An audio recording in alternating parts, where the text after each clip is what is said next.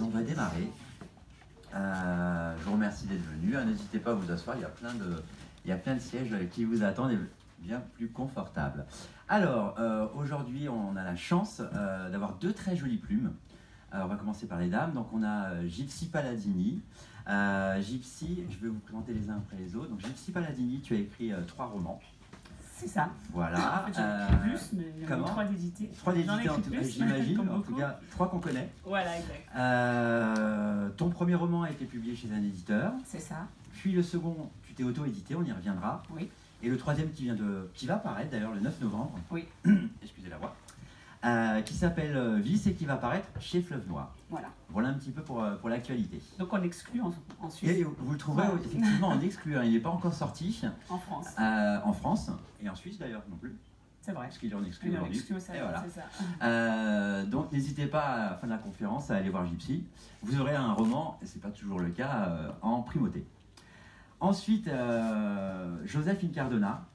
Joseph Incardona, pour les Suisses, je le présente pas, mais je vais le faire quand même. C'est quelqu'un qui a écrit beaucoup de choses, qui est un peu touche à tout. Tu as écrit des romans, tu as écrit des nouvelles, tu as écrit des pièces de théâtre. J'ai même vu que tu avais co-réalisé un film. Oui. Pourquoi cette envie de toucher un petit peu à tout? D'abord, on va dire le tronc, c'est la littérature, hein, c'est l'écriture de romans. Après, bon voilà, les nouvelles, ça va pour moi avec l'écriture de livres.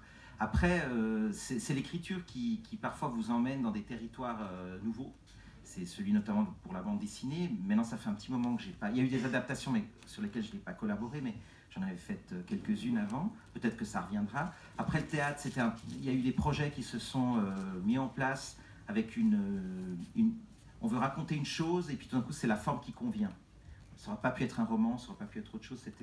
Voilà. Et puis avec l'écriture, j'ai commencé à collaborer sur des scénarios, et puis jusqu'à quand j'ai pu avoir la chance de co-écrire et co-réaliser un long. Voilà, c'est un peu les circonstances de la vie, c'est les lignes de vie des livres qui vous amènent à faire d'autres choses. C'est l'expérience qui t'a plu, le cinéma? Tu as quelque chose que tu as envie de refaire? Oui, je suis en train de travailler sur... Mais c'est quelque chose qui me plaît. Et en fait, c'est comme l'écriture. Le moment le meilleur, c'est quand on est face à son ordi puis qu'on écrit. Et le meilleur moment du cinéma, c'est quand la caméra elle tourne puis on dirige les acteurs. Tout le reste qui est autour, c'est assez ennuyeux en fait. Et puis, le problème, c'est qu'il y a énormément d'intermédiaires dans le cinéma. Donc vous avez tout le temps des gens qui vous disent quelque chose, et puis pas toujours des gens qui sont forcément... les auteurs voilà, alors il y a des gens qu'on écoute, et puis ceux qu'il faut faire semblant d'écouter. Il y a voilà, le budget de Milky Way, c'était 1 million de francs. Donc c'est un petit budget pour le cinéma, mais c'est quand même pas rien. Oui. C'est quand même Et donc du coup, ça fait... Voilà, les choses sont... Il y a de l'argent, donc c'est plus compliqué, il y a plus de responsabilités. Voilà. Donc c'est ça qui est fatigant, et puis il faut compter environ 4-5 ans pour faire un film, entre le temps où on démarre l'écriture et le temps où le film sort en salle. Il faut signaler quelque chose, je ne sais pas si tout le monde est au courant, mais je pense que oui. Mais on va quand même en parler il y a quelques instants. Avant-hier, pardon, tu as un roman qui a reçu le prix du Polar Roman, qui est Chaleur. Est-ce que tu veux nous en parler un petit peu de ce prix, de ce roman? Oui, alors, oui, c'était vendredi. Donc c'est un roman édité chez Finitude, une maison d'édition qui est à Bordeaux, à qui j'ai fait 4 livres. Et voilà, maintenant j'édite un livre avec eux, et en grand format, puis un livre avec BSN Press à Lausanne sur des romans plus autobiographiques, on va dire. Et ah oui, c'est un roman noir. Alors peut-être que maintenant on va aussi en parler. Moi, je n'écris pas de polar au sens de roman enquête. C'est du roman noir. Il n'y a pas forcément des flics, il n'y a pas forcément des fois de meurtres non plus. Il y a des accidents. Pour moi, le roman noir, c'est le roman de l'homme. C'est le roman de l'homme avec un H majuscule. Hein. C'est le roman de la tragédie humaine. C'est le roman en général des héros qui sont des gens communs et qui tout d'un coup, par les hasards d'une circonstance, vont se retrouver de l'autre côté du miroir. Et ce qui m'intéresse, c'est de savoir comment on va réagir, comment les choses se mettent en place. Bon, Chaleur, c'est quelque chose d'un petit peu particulier parce que c'est la première fois que j'ai fait ça. Je me suis basé d'un fait divers. Je suis parti d'un fait divers, donc j'ai pas trop fouillé pour me laisser la part d'imaginaire. Du championnat du monde de sauna en Finlande, le dernier qui a eu lieu en 2010, qui a fini tragiquement. Ça, c'est moins drôle. Avec les 2 finalistes, un est mort et l'autre handicapé à vie. et parce que personne ne voulait céder. Donc voilà, donc je suis parti de cette idée-là, et c'est un huis clos, ça se passe sur 3 jours dans un resort, avec du public, avec les 150 concurrents au départ, etc., jusqu'à quand il n'y en a plus que 5 à la fin, plus que 2. Et voilà, et on s'aperçoit qu'il y en a un qui arrivait les dernières années, ça faisait 25 ans que cette chose existait, hein, qui arrivait toujours premier, puis l'autre toujours deuxième, les 3-4 dernières éditions. Qu'est-ce qui fait qu'un homme ne veut pas céder à un moment donné? Pourquoi il refuse, il ne veut pas se lever pour sortir, jusqu'à en mourir? C'est les martyrs de n'importe quoi. Voilà. Et j'ai trouvé ça à la fois d'abord con, et puis ensuite, tout d'un coup, j'y ai vu comme une forme de bravoure, comme quelque chose. Je me dis, voilà, c'est 2 hommes finalement qui ont pas envie de céder, parce que dans leur vie personnelle, ils n'ont plus envie de céder, pas envie de céder. Et donc, ils transposent ça sur quelque chose qui fait qu'ils vont être les martyrs de rien du tout. Dans d'autres circonstances, ils auraient été des héros, des martyrs. Mais là, non. C'est juste... il y a quelque chose à la fois tragicomique, il y a quelque chose de l'humour belge. Ça m'a trop interpellé. C'est resté là, puis à un moment donné, il fallait que je le fasse. Eh ben, t'as bien fait, parce que t'as bien appris. Alors, Gypsy, justement, pour revenir un petit peu sur ta carrière, ouais. Donc tu as touché un petit peu à l'auto-édition, même beaucoup, oui. Et maintenant tu es édité par Fleuve Noir. Oui. Comment tu peux nous comparer un petit peu ces 2 expériences? Ce que je peux dire déjà... Qu'est-ce que tu as retiré de l'auto-édition déjà? Bon, alors c'est vrai que en ayant été édité au préalable, je voulais pas du tout entendre parler de l'auto-édition. Je me suis dit c'est vraiment quelque chose, voilà, ça se fait pas, on va pas me respecter. Les auteurs que je connaissais ne vont plus me parler, ne vont plus me prendre au sérieux. Et effectivement, mon mari m'avait avancé cette idée-là. Et il m'avait montré des exemples de personnes, d'auteurs, beaucoup aux États-Unis, mais quelques-uns en France aussi, qui s'en étaient très bien sortis. Et des personnes qui avaient vraiment, qui écrivaient des choses très bien, quoi. Donc j'ai voulu tenter l'expérience. Donc je sais qu'avant l'auto-édition se faisait un peu, voilà, on achetait nos livres et puis on allait, si on avait la chance d'aller dans les salons, on les vendait comme ça. Et maintenant effectivement, il y a on a la chance d'avoir Internet et des gros réseaux et des plateformes comme Amazon. Donc je sais que voilà, quand on aime les libraires comme moi, on n'a pas vraiment envie de passer par ce système-là, mais voilà, ils sont quand même très... Et en même temps, c'est celui qui permet à beaucoup de jeunes auteurs d'émerger. Voilà, d'émerger. Donc, moi, j'ai vraiment joué le jeu, je me suis intéressée. Et c'est beaucoup de travail, hein, parce qu'il faut vraiment se créer un réseau sur les réseaux sociaux, tout ce qui est Facebook, Instagram, toutes ces choses-là que je ne connaissais pas. Et voilà, grâce à cet investissement-là, j'ai réussi à avoir beaucoup de gens qui ont pu avoir une mise en avant en fait sur Amazon, et donc des personnes qui ont pu voir l'existence de ce livre-là et s'y intéresser. Parce que ça, c'est l'important. Je veux dire, sur Amazon, il y a des tas de livres. Si vous n'êtes pas mis en avant, c'est comme les libraires ou quoi que ce soit. S'il y a pas, on ne voit pas votre livre, on ne va pas vous l'acheter, on ne va pas vous connaître. Donc j'ai réussi à m'en sortir, notamment grâce à d'autres auto-édités c'est très soudé, un peu comme les auteurs, même ici, on est très soudés, on s'entraide. Et voilà, j'ai réussi à faire émerger ce livre qui était J'entends le bruit des ailes qui tombent. Et grâce à lui... C'était un gros succès. Ouais, voilà, oui. Voilà, beaucoup en e-book, du coup, hein, puisque ça, c'est vraiment une plateforme pour l'e-book. On ne vend pas énormément de livres papier, sauf en direct, effectivement, parce que là, vous avez beaucoup de demandes directes. À la suite de ça, donc, j'ai été mis en relation avec Fleuve Noir qui a été très intéressé par mon parcours. Et du coup, on a vu que ce que j'écrivais correspondait à leur ligne éditoriale. C'était ça, hein, ligne éditoriale.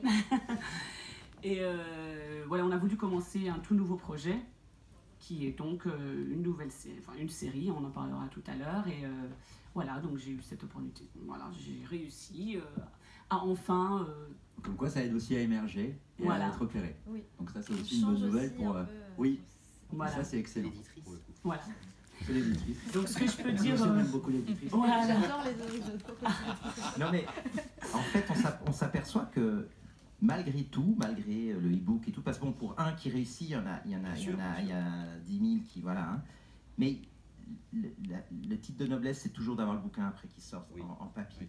Et c'est vrai que, bon, peut-être plus en Europe qu'aux États-Unis, parce qu'il y a des coins complètement perdus. Alors effectivement, il n'y a pas de librairie avant 400 km, donc on e-book, on se fait livrer, etc. Mais en Europe, ça reste quand même toujours assez marginal. Et puis c'est vrai que le livre papier, comme disait Umberto Eco, c'est peut-être un des objets comme le parapluie qui est l'objet parfait. C'est-à-dire que le parapluie, depuis son invention, on a changé un peu les formes, les couleurs, mais c'est toujours un parapluie. Et le livre aussi. Donc finalement, il y a toujours cette noblesse du papier. Comme quand on a un article, on adore aller avec son croissant, son café, puis lire l'article, surtout s'il est bon, hein, que le lire sur le net, quoi. Et puis nous, c'est vrai, on est des auteurs, donc ça veut dire on aime le papier Ouais. à la base. Donc c'est vrai Moi, que j'ai une liseuse que j'ai utilisée 2 mois, puis maintenant, j'arrive même plus à la faire démarrer. Donc, faut la charger. Ouais, mais elle se charge plus. Elle se charge plus. Mais t'as raison, on n'a pas de problème avec un livre. D'ailleurs, s'il y a une crise de l'énergie, on sera bien emmerdé parce que voilà quoi. Mais... Moi, le papier, on peut se réchauffer. C'est vrai. Voilà, par contre, juste, je reviens à ta question parce que je n'ai pas répondu directement. C'est vrai que du coup, ça va être une nouvelle expérience. Je vais continuer quand même à travailler le réseau sur les réseaux sociaux parce que je pense que c'est primordial. Et je me suis quand même fait un lectorat sous l'auto-édition. Et je vais voir, du coup, je vais pouvoir comparer. J'ai pas assez de recul à présent pour comparer. Mais je suis curieuse. L'auto-édition, c'est un peu le MySpace qu'il y a eu à un moment pour les artistes de musique, en fait. C'est comme ça qu'ils se faisaient repérer. Voilà, alors, il y a aussi un point commun que j'ai vu entre vos 2 biographies. Vous êtes 2 auteurs qui ont beaucoup voyagé, que ce soit en France, à l'étranger, dans beaucoup de destinations différentes. Est-ce que forcément, ou pas, ça influe sur l'écriture ou sur le choix des sujets? Ouais. Moi, je trouve sur le... Pardon, sur le choix des personnages aussi. Parce que, là, par exemple, j'ai beaucoup voyagé. Pour l'instant, maintenant, j'habite dans le sud, sur la Côte d'Azur. Donc, on ne peut pas dire que c'est l'endroit où c'est qu'on va avoir des gens vraiment très différents, très originaux. Donc, quand on voyage, par exemple, je me souviens à San Francisco. San Francisco, c'est une ville où tu t'assois et tu regardes les gens passer. En 1 heure, tu as 50 personnalités, enfin des gens vraiment atypiques et qui t'inspirent. C'est vraiment magique. Donc, effectivement, le fait d'avoir voyagé, ça me permet de trouver différents traits de caractère à mes personnages. Intéressant. Et toi, Joseph? Moi c'est vrai que quand j'ai surtout beaucoup voyagé hors Europe, c'était une période où je commençais à écrire pour moi, bien avant que je sois publié. Donc pour moi, ça fait partie pour connaître un peu le monde, il y a rencontrer des gens, il y a voyager, il y a lire des livres, voir enfin, toute forme d'expression artistique, ça fait partie du bagage et de la nourriture intellectuelle dont on a besoin pour grandir, pour connaître mieux le monde. Donc je ne l'ai pas fait forcément dans un but, voilà. Mais c'est vrai que je me déplace toujours beaucoup, plus en Europe, mais là aussi par mes livres. Donc c'est aussi magnifique de pouvoir voyager avec son métier, parce qu'on va vite à l'essentiel. Quand on arrive dans une ville, on est accueilli par des gens qui connaissent, et puis tout d'un coup... Et je me suis rendu compte en voyageant que finalement, ce qui m'a toujours intéressé, c'est pas tant les paysages, alors il y a des choses très belles, oui, mais c'est les gens. C'est les gens qui vous font voyager. Et je me suis rendu compte qu'il n'y a pas besoin d'aller très loin. Si vous faites les bonnes rencontres, de temps en temps, la vie, elle vous fait ce cadeau-là, de rencontrer des gens qui ont une épaisseur, comme en amour, vous rencontrez quelqu'un qui... Voilà, et vous grandissez, vous voyagez, vous avez cette préscience du monde qui vous arrive, et puis tout ça, tout est bon pour un écrivain, pour ensuite écrire. N'importe quelle expérience, tout ce que vous pouvez prendre, vous le mettez quelque part, vous n'êtes pas en train de dire, ah tiens, ça sera le personnage de... Non, mais vous l'emmagasinez, et puis c'est en stock quelque part, et voilà, et puis ça ressort de manière inattendue, parfois même malgré soi, bien souvent malgré soi. Quelque chose qui vient, qu'on a entendu, une phrase, voilà, donc on vole aussi les choses, voilà, ça fait partie voilà. Mais c'est pas le voyage, je pense qu'il y a les écrivains voyageurs qui font un carnet, qui font des choses, voilà, c'est une autre démarche, je pense. Oui, puis il y a une différence aussi entre le fait de voyager et de s'expatrier. Oui. Moi, c'est vrai que j'ai habité dans des pays, j'ai vraiment habité, donc on connaît vraiment la culture. Donc là, c'est différent que si des fois on voyage aussi comme ça, on s'imprègne des paysages, mais pas assez des gens, quoi. Donc il y a aussi une différence entre ces 2 aspects-là. Alors, on va rentrer un petit peu dans les livres, maintenant qu'on vous connaît un petit peu mieux. Je vais commencer par Vice, Gypsy. Ce qui est frappant dans Vice, c'est que tu proposes vraiment une nouvelle expérience de lecture au lecteur, hein, c'est le cas de le dire. C'est vraiment un concept. Pour en dire deux mots, donc évidemment c'est un thriller, on est sur du noir. Et en fait, Gypsy, mais elle va nous en parler mieux que moi, a construit ce roman comme une série télé. C'est-à-dire qu'à l'intérieur, vous y trouverez 2 épisodes, comme si vous suiviez votre série préférée. Et une fois que le roman est terminé, vous avez de la chance. Il y a un 2e épisode qui démarre. Est-ce que tu peux nous parler un petit peu de... C'est très atypique. Je crois que juste Lovenbroek avait fait ça avec Serum il y a très longtemps, et pas sur le même format. Est-ce que tu peux nous en parler? Oui, bien sûr. Alors déjà, je vais revenir à ce que tu as dit tout à l'heure. Je n'ai pas voulu t'interrompre sur le cinéma. C'est vrai que moi, je suis très fan de séries. J'adore le fait de pouvoir exploiter des personnages sur la longueur. Comme ça, on a le temps de faire des gens sympas, des gens, on les déteste, on les aime, on doute d'eux, tout d'un coup on les admire à nous. J'aime bien cette expérience-là. Et des fois, c'est vrai que sur un livre, c'est un peu difficile à faire tout ça. Donc j'avais envie voilà, de les exploiter sur la longueur. Après, tu disais qu'effectivement, avec le cinéma, c'était beaucoup plus complexe parce qu'on déjà, on a beaucoup d'interdits, je trouve, dans le cinéma. Et moi, à la base, comme j'aime beaucoup les scénarios, et je me suis dit, je vais essayer de faire une série télé. Donc je me suis lancée dans les synopsis et tout ça. J'étais montée sur Paris exprès pour ça. Et j'ai eu de la chance voilà, d'être en contact avec des producteurs et tout. Et donc bon, c'est très difficile en toute manière, ce milieu-là. Et ce que je voulais faire, je ne voulais pas faire quelque chose d'ordinaire. Parce que des séries policières, il y en a déjà beaucoup. Donc il y avait un thème central que je ne peux pas vous révéler. Parce que sinon, ce sera dans le prochain. Mais bon, je l'introduis quand même un petit peu. Et on m'a dit, ça passera jamais à la télé. Et comme pour moi, c'est vraiment ce qui faisait l'originalité de la série, c'est un thème qui est peu exploité, qui est très fort, et qui pour moi est très important pour l'humanité, je me suis dit, si j'enlève ça, ça n'a rien d'original. Et c'est là que j'ai décidé du coup de dire, non, je vais faire ce que j'aime faire, je vais lancer une série littéraire. Donc ça a été beaucoup de travail, parce que dans une série, il faut vraiment avoir toute l'histoire. L'histoire de tous les personnages, du début jusqu'à la fin des épisodes. Donc là, je ne peux pas vous dire, voilà, j'ai un certain nombre d'épisodes de prévus. Et le thème principal est vraiment, il va être vraiment dévoilé sur toute la longueur. J'espère que je m'exprime correctement. Avec la résolution au bout de ce qu'on pourrait dire une saison. Oui, ce qu'il faut dire, c'est que chaque épisode a une enquête qui se conclut. Ce qui est intéressant dans l'approche que tu as eue, c'est les personnages. Voilà. C'est-à-dire qu'on va avoir des personnages qui ont aussi des histoires, qui elles vont évoluer, qui ne seront pas résolues au fur et à mesure des épisodes. Mais en tout cas, chaque épisode, je crois qu'ils seront aussi vendus numériquement séparément. Chacune est une enquête qui se termine. Voilà. Mais le sel du bouquin, en plus des intrigues, c'est notamment de suivre ces personnages qui s'entrechoquent, qui ont des histoires communes et qui ont tous plus ou moins des secrets qu'on va apprendre à découvrir. C'est vraiment comme une série télé et c'est passionnant. Oui, et ce que je voulais faire, je voulais pas faire peur aux lecteurs en leur disant vous êtes obligés de suivre la série. Donc les enquêtes sont vraiment séparées, elles peuvent être lues séparément. C'est vrai que c'est plus sympa de les suivre dans l'ordre parce qu'il y a vraiment un suivi, les personnages, j'ai vraiment fait cette série pour les personnages en premier.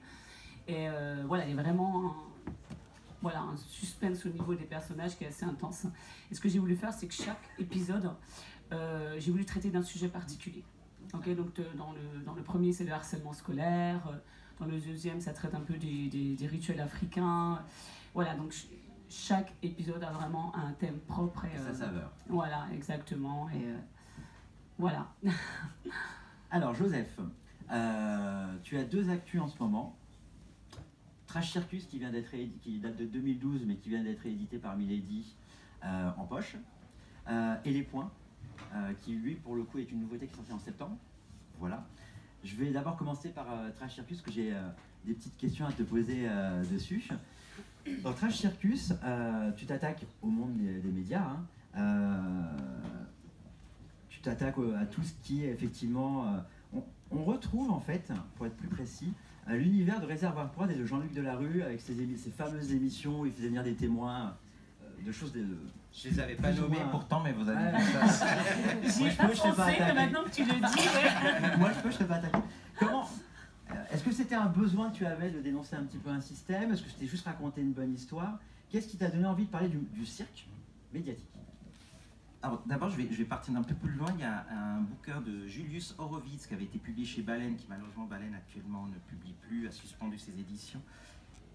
J'ai oublié le titre, mais vous le retrouverez si je vous le conseille vivement.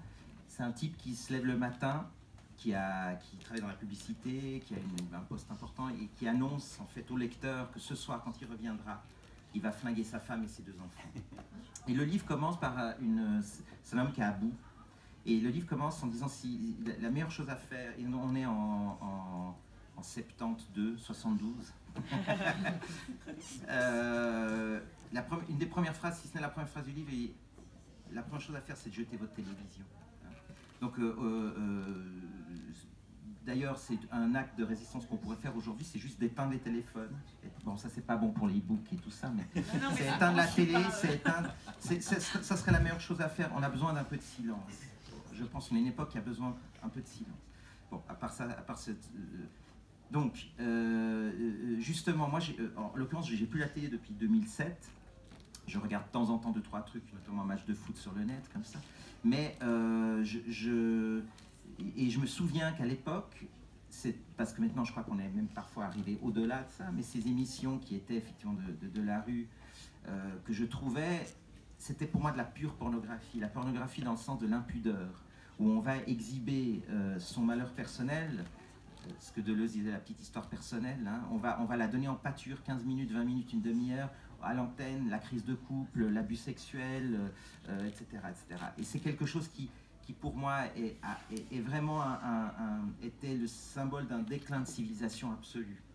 Et donc, voilà, alors je pars sur cette idée-là que le bonhomme, qui est un numéro 2, numéro 3 dans cette boîte, avec un grand chef, donc est responsable, dirige un programme qui confronte bourreau et victime. Voilà, un programme imaginé, mais qui peut être tout à fait... Voilà. Je parle d'ailleurs d'un fait divers réellement existé dans les années 80 du Japonais qui avait mangé cette Hollandaise, cette étudiante hollandaise.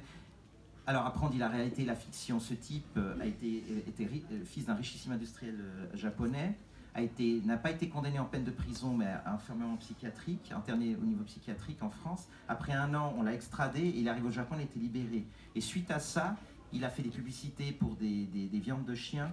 Il a tourné dans des films pornographiques. Il avait des milliers de groupes qui voulaient être mangés. Voilà. Comme Manson qui vient de se... Voilà. Donc là, de toute façon, la réalité, elle se charge toujours d'aller au-delà de tout ce qu'on peut imaginer. Voilà. Alors c'est un type...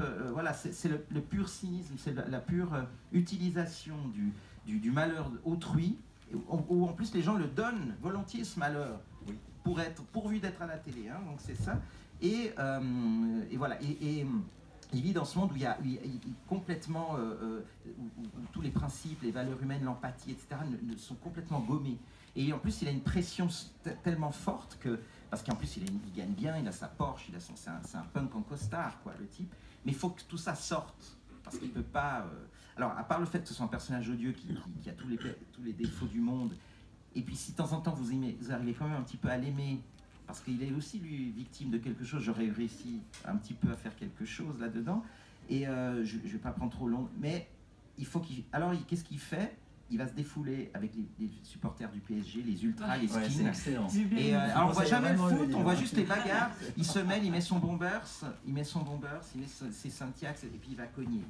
Et il devient un animal. Et donc, il y a une alternance comme ça, pas de chapitre, mais de parties. C'est un exutoire, en fait. C'est un exutoire parce qu'il y a la pression, il ne tient plus. Et en fait, il est dans ce monde complètement virtuel et tout, puis il faut qu'il aille se défouler. Et donc après voilà, ça n'empêche pas d'être absolument ignoble et odieux avec ses collaborateurs. En même temps, il fait carpette face au grand chef, il se fait humilier, et l'humiliation qu'il subit, il la reporte sur plus faible que lui, parce que c'est toujours la même chose. Toujours. Ceux voilà, les harceleurs sont à leur tour très insécures, enfin bref. Donc voilà, on a un portrait un peu contemporain il symbolise un déclin de civilisation, finalement, ce bonhomme. Et voilà, alors c'est un livre assez dur, il n'y a pas de démembrement, d'énucléation, de choses comme ça. C'est un livre dur jusqu'à un moment donné où ça dérape. Ça dérape pour lui parce que il fait un truc de trop. Et effectivement, voilà, je ne veux pas trop vous révéler. Et il se fait avoir, notamment, parce que le titre à la base, je voulais que ce soit Connecting People, c'était le slogan de Nokia. Oui, Nokia. Puis l'éditeur n'avait pas voulu à l'époque. Il a bien fait parce que Nokia. Voilà, Nokia plus. Puis en plus, mais bon, le titre. Et puis il avait peur d'un procès. Enfin bref. Donc et c'est à un moment donné justement, tous les gars de la boîte et les femmes, ils ont tous le même téléphone. Et à un moment donné, ils se trompent de téléphone. Et c'est ce qui va le mettre dans la merde. Parce qu'il va falloir aller récupérer ce téléphone dans la poche du mec qui gît dans un... Enfin bref. Mais tu dis tout. Par contre, rien écouté, là. j'ai une petite question qui m'intrigue, parce qu'effectivement, j'ai lu ton livre aussi, parce que je ne te connaissais pas. Pourquoi tu l'as placé? Il y a une raison pour laquelle tu l'as placé à Paris? Parce que du coup, je me dis, comme tu es suisse, je vais lire un truc qui se passe en Suisse. Bon, j'ai vécu pas mal d'années à Paris déjà, et puis c'était un peu l'idée, parce que en fait, ça fait partie d'un éditeur, c'est Parigramme à la base, c'est un éditeur de beaux livres, de livres sur Paris, Paris des amoureux, Paris. Mais le directeur de cette boîte est un fan de polar, de romans noirs, etc. Puis il avait demandé à l'époque à une série d'auteurs d'écrire il voulait reconstituer les mystères de Paris de Léo Mallet sur 20 arrondissements, mais rock'n'roll en 2000, dans les années. Et donc moi j'avais pris le 16e avec la télé, le foot, le stade, le Parc des Princes, etc. Et c'est pour ça que ça se passe aussi à Paris. Puis bon, en plus, bon, moi j'ai plutôt des... À part là, bon, ça se passe dans un sauna, puis c'est en Finlande, mais c'est plutôt des romans urbains. Je suis pas... Et du coup, il se passe aux États-Unis, tu nous perds. Ouais. Et voilà, alors, bon, à un moment donné, il va en Hollande quand même, hein, mais ce que je veux dire, il y avait de ça aussi, il y avait une certaine contrainte à l'intérieur de laquelle, puis bon, cette collection s'est cassée la gueule parce que si on n'est pas un éditeur de genre, au bout d'un moment, il faut qu'il y ait une infrastructure Bien pour sûr. que ça marche. Bon, c'était une belle expérience, puis heureusement, ça lui donne une deuxième vie de l'avoir en poche parce que c'est un bouquin qui quasiment pas lu. C'est un de ces bouquins à 500 exemplaires, quoi. Hein. Voilà, vous en vendez des fois 15 000, puis des fois vous en vendez 500. Donc c'est comme ça. Il fait beaucoup penser, mais je pense que je ne suis pas le premier à te le dire, à American Psycho, la façon dont il est écrit. Aussi, on retrouve à travers ton héros le personnage d'Octave de 99 francs. Je ne sais pas si c'est du Fight Club, mais ça t'en a parlé un petit peu. C'était conscient? Alors, sur le BD, j'ai pas lu. Ouais. J'avais lu American Psycho. Notamment quand tu décris, à chaque fois qu'il trouve un objet ou qu'il se rend dans un lieu, oui, il y a cette description... Oui, il y avait cette volonté, mais après, voilà, c'est des choses qui se recoupent comme ça.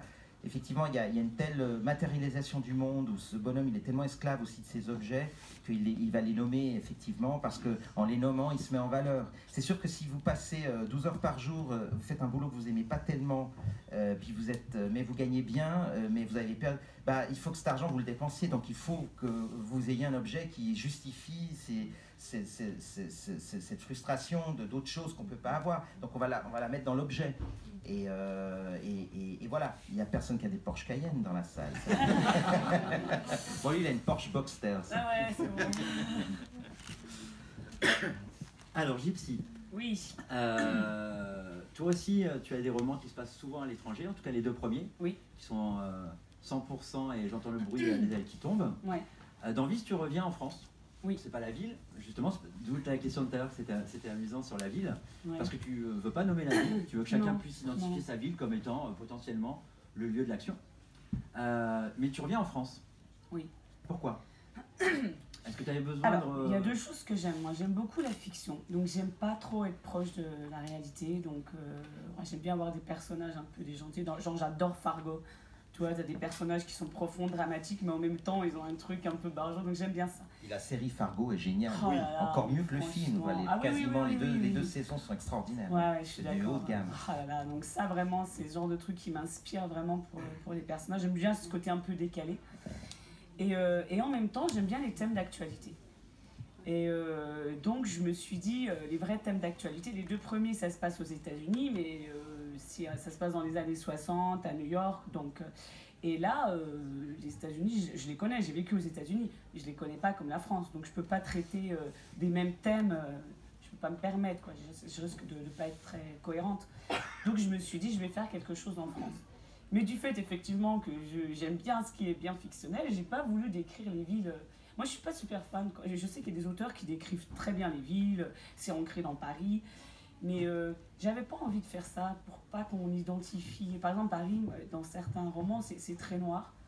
Donc ma brigade déjà s'occupe des jeunes victimes. Donc je me dis, si je rajoute du noir, ça ça va être un petit peu trop. Donc voilà, effectivement, je laisse quand même supposer que c'est dans une ville qui est quand même grande, parce qu'on a Marie, mon jeune personnage, qui débarque de la campagne. Donc elle va se prendre un petit peu tout dans la tête à cause de cette ville qu'elle découvre.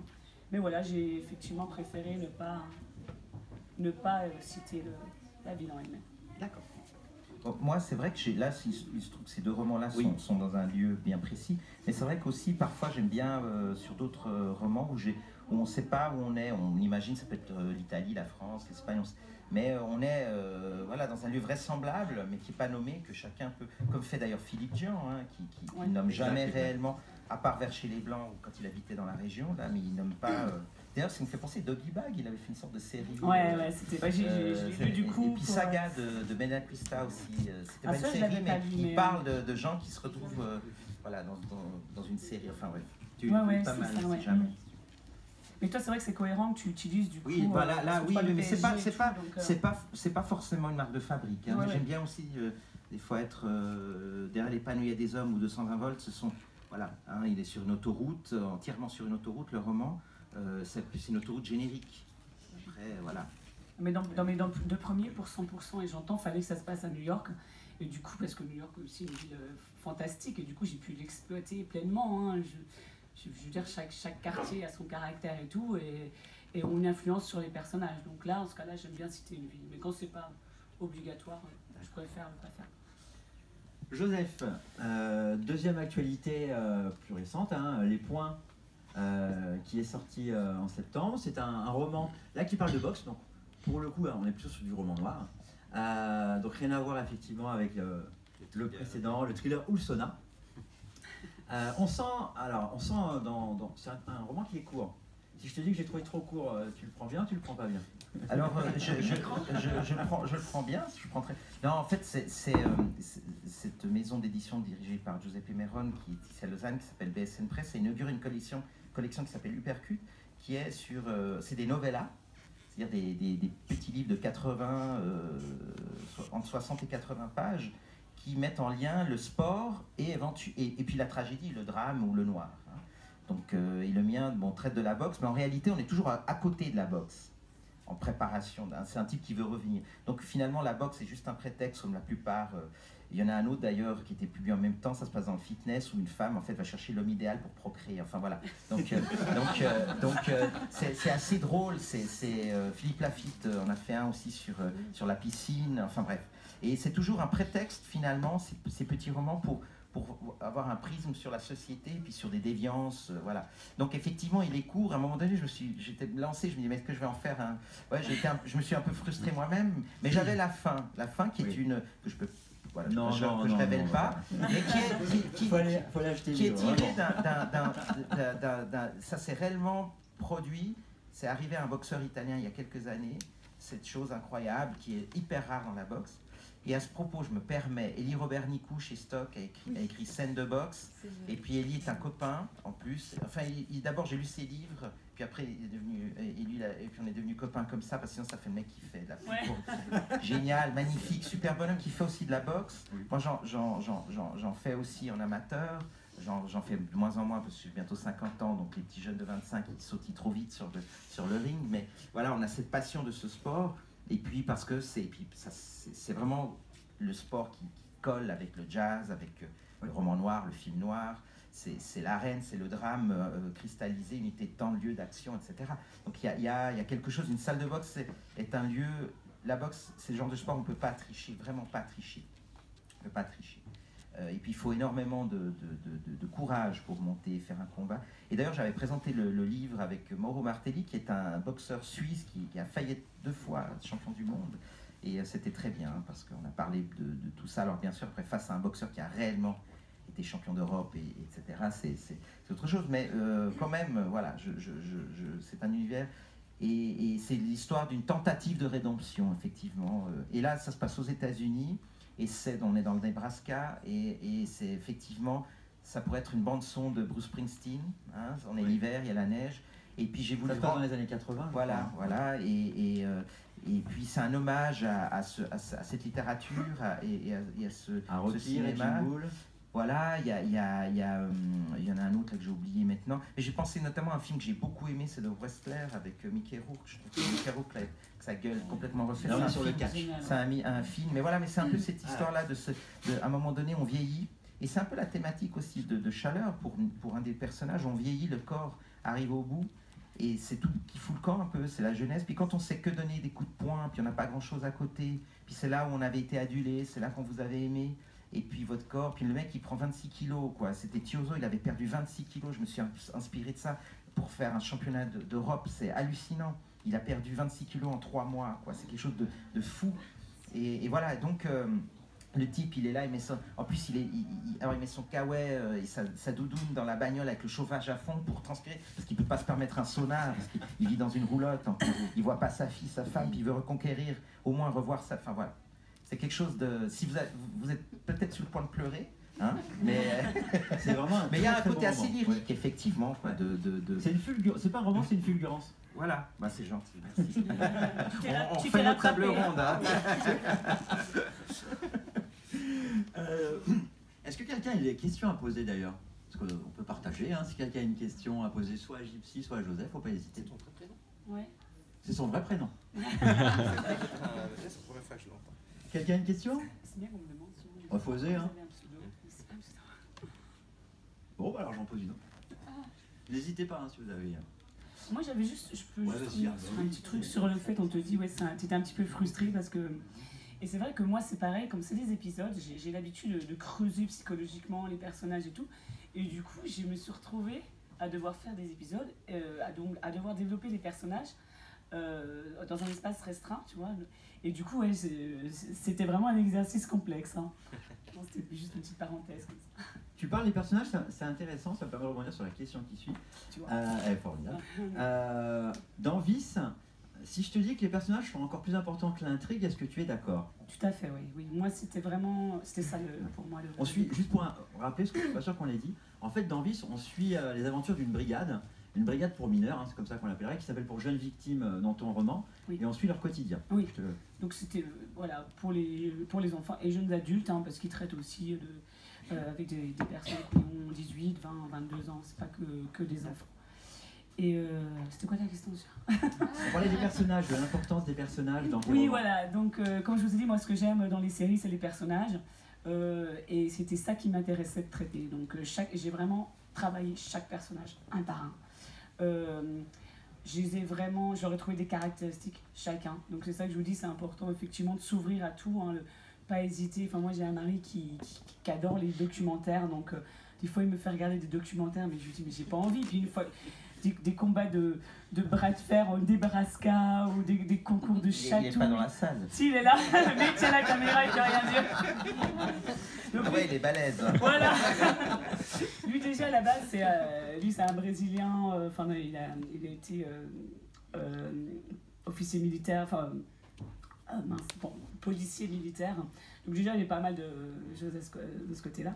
Et du coup, voilà, je voulais que les personnages, c'était les personnages que j'ai appréhendés en premier. Et après, je me suis dit, qu'est-ce que je vais faire avec ces personnages-là? Et c'est pour ça que je me dis, soit je crée une série à la Ray Donovan où il n'y a pas d'enquête, mais j'aime quand même bien tout ce qui est enquête, tout ça, pour pouvoir exploiter mes thèmes. Donc le harcèlement. Oui, tu es sur des thèmes l'école, très forts. pour le coup. voilà, après, un ce sera plutôt sur les drogues, les autres ce sera sur les cités. Donc je me suis dit, je vais faire les deux. Alors, c'est un challenge de malade, hein, je te raconte même pas, parce que chaque fois, il faut développer une enquête qui soit quand même accrocheuse, et en plus, développer les personnages. Mais effectivement, le point fort pour moi hein, de ce livre, c'est les personnages. Ouais, c'est le cas. Ce qui est vraiment intéressant dans Vice, et vous le verrez quand vous irez l'acheter en sortant de la salle, elle a construit des personnages vraiment tous différents. Effectivement, Ouais. tu disais que tu as vraiment insisté là-dessus, qui ont tous une histoire vraiment intéressante pour le coup. Il y a peu de personnages, même dans les secondaires, où tu dis bof, il est là et un peu par hasard ou parce qu'il fallait en mettre. Chacun, on sent en plus qu'il y en a encore sous le coude derrière, donc ça donne encore plus envie de lire le prochain. Il y a vraiment, on sent ce travail et cette envie d'avoir vraiment des personnages différenciés avec de la patine et une histoire. Bah, en fait, ils sont tous là pour une raison. Je ne crée pas un personnage juste pour être là. Donc, il y a toujours, au fil des épisodes, ils vont se recouper, se rejoindre. Donc voilà, ils sont tous là pour une raison. Et effectivement, comme le thème du livre est quand même assez noir, dans le sens c'est une brigade qui s'occupe des jeunes victimes, donc j'ai voulu faire des personnages, alors quelques-uns avec des bagages quand même déjà assez lourds, mais d'autres plus comiques. Donc on a la jeune spécialiste informatique, elle est fan de K-pop, donc de pop coréen, donc je trouve qu'il y a toute une partie assez comique. T'en as une qui adore les films indiens, donc elle est un peu barjot à ce niveau-là. Et voilà, donc on en a un qui a 7 enfants, donc ça part un peu dans des directions. Voilà, donc j'ai voulu apaiser un peu la noirceur un peu qu'on peut ressentir dans certaines enquêtes avec ce genre de personnage. Voilà, j'ai essayé d'équilibrer un peu les choses. Oui, bah, une des héroïnes est même très drôle parce qu'elle se prend pour une brodure, donc elle regarde des films avec Clint Eastwood, avec Pam Grier, qui était une célèbre actrice black dans les années 70, que Tarantino avait remis un petit peu à la mode il y a quelques années. Et de voir qu'elle veut être une dure, et finalement c'est souvent le contraire qui se produit. Il y a de l'humour aussi, c'est ça que je trouve intéressant dans vos deux cas, c'est qu'on est dans des univers où il y a des personnages très écorchés, mais en même temps c'est super drôle, volontaire ou pas, des fois c'est du comique de situation ou du comique de mots, et je trouve que ça ajoute vraiment beaucoup à vos deux univers. Ouais, alors dans celui-ci, on rit jaune, on rit en grinçant, mais il y a des choses qui effectivement, on rit de la saloperie du gars, quoi, qui ose dire ça, qui ose faire ça, voilà, c'est un rire un peu, là, c'est plus, dans un premier temps en tout cas, plus burlesque, puis dans les points, c'est plus sérieux. Voilà, alors, il y a des livres là, qui sont plus drôles, plus lumineux, plus ironiques, d'autres plus sombres.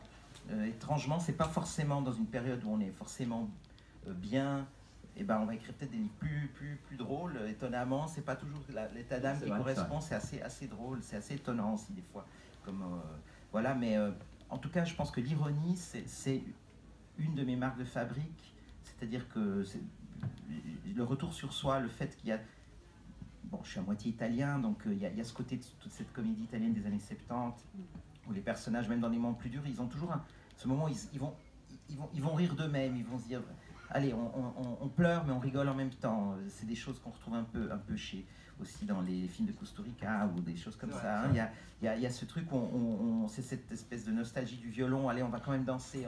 On a le cœur lourd, on est en train de s'écrouler, mais voilà. Il y a ce que Cyrulnik appellerait la résilience. Bon, là, moi, je n'aime pas tellement ce terme, mais voilà, c'est ce fait de rebondir pour pas s'effondrer. On va avoir ce retour sur soi. Ça, c'est quelque chose qui pour moi est important. D'accord. Et justement, c'est marrant que tu parles de Kusturica parce que moi, quand j'ai... Kusturica, c'est vrai. Pardon. J'ai pas voulu te corriger, j'ai pas vu que c'était mal dit. J'étais à l'ancienne. J'ai vécu en Autriche dans les années 94-96, donc il y avait pas mal de réfugiés yougoslaves et tout. Et effectivement, c'était juste hallucinant parce que c'est des gens qui avaient vécu la guerre et tout. Et quand ils te parlaient de ça, et pourtant ils avaient perdu des gens, mais ils te parlaient que des choses bien. Et c'était vraiment... Je sais pas si on peut dire de l'ironie, mais ils avaient une manière de parler de ça où ça avait l'air un peu... donc cette espèce de recul, je sais pas, je trouve ça m'avait influencé. Du coup, moi je trouve que même dans la vie, même en tant qu'auteur, faut pas qu'on se prenne trop au sérieux parce qu'on a vu ce que c'est, on peut avoir du succès un jour, ne plus avoir de succès le lendemain. Et je pense que dans les personnages, c'est ça aussi. Il y a du drame, mais il y a un peu de... Des fois, c'est des drames qui font un peu rire. Il faut savoir prendre ce recul. Mais je suis content que tu dises ça parce que c'est vrai qu'en tant qu'auteur, j'arrive pas à imaginer comment un écrivain ou un artiste en général peut avoir la grosse tête dans la mesure où c'est tellement fragile, où la création est tellement... c'est quelque chose qu'on peut avoir à un moment donné et perdre, ou alors perdre momentanément, ou alors on n'a pas... Enfin, c'est quelque chose de très fragile, donc il faut rester humble avec ça et puis travailler, essayer de donner le meilleur de soi, oui, mais garder cette humilité par rapport à ce qu'on est en train de faire, effectivement. Ouais. Pour conclure, une dernière petite question. Tu parlais de jazz, tu as parlé de K-pop. Est-ce que la musique, ça vous influence quand vous écrivez? Alors, moi, j'écris jamais avec la musique, parce que ça m'influence trop. Et puis, des fois, c'est le pouvoir incroyable de la musique, c'est comme dans le cinéma. En fait, pour moi, il faut qu'une scène, elle tienne sans musique. Si elle tient sans musique, la musique va lui apporter un plus. Parce que si, des fois, je vous promets, mais essayez, vous écrivez 2-3 trucs avec une musique que vous aimez beaucoup, qui vous emporte, vous trouvez ça génial, c'est que la bande son, puis vous enlevez la bande son, puis voilà, ça influence trop. Donc moi j'écris vraiment de manière voilà, très spartiate, il n'y a pas il n'y a pas de musique, en tout cas, il y a le silence plutôt, et puis voilà. Et par contre, ça n'empêche pas que la musique ensuite apparaisse dans mes livres et qu'elle soit présente. Elle est toujours d'une façon ou d'une autre, à part un roman, non, encore même là, il y a toujours un moment, plus ou moins, la musique qui apparaît. Parce que la musique que va écouter un personnage ou les paroles échappées d'une radio vont peut-être à ce moment-là donner une information importante. Ou en tout cas, quelqu'un qui écoute Sex Pistols, ça vous donne déjà une idée, il n'écoute pas Debussy. Hein, ça vous donne déjà une idée du personnage. Tout ça concourt à déterminer un caractère, un personnage. Alors, je comprends pourquoi on nous a mis ensemble, parce qu'on a beaucoup de points en commun finalement. Moi je suis d'accord, enfin moi je peux pas écrire avec de la musique, hein. Je peux rien faire avec de la musique, c'est vraiment récréatif on va dire. Mais effectivement par la suite, j'aime bien écouter de la musique et je développe des choses avec la musique. Et du coup celui-ci, effectivement, j'ai voulu, dans cet esprit de série télé, vraiment choisir un thème qui est Massive Attack.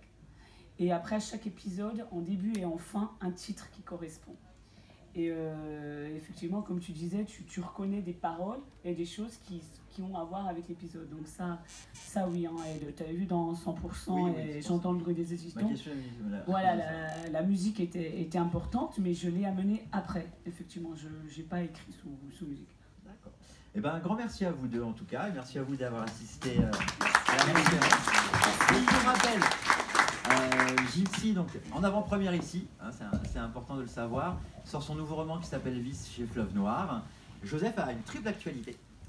Trash Circus, dont on a beaucoup parlé, qui est réédité par Milady. Chaleur, qui a eu le prix ici même à Lausanne. Et Les Points, je ne sais pas si tu l'as avec toi. Voilà. Et Les Points qui est sorti en septembre. Donc voilà, 3 raisons d'aller voir Joseph. On vous souhaite un bon salon et une bonne fin de journée. Au revoir, merci. Enchanté, hein. Ouais, finalement, ça allait. Et super. Grand merci à vous. On leur fait quand tu veux. Merci.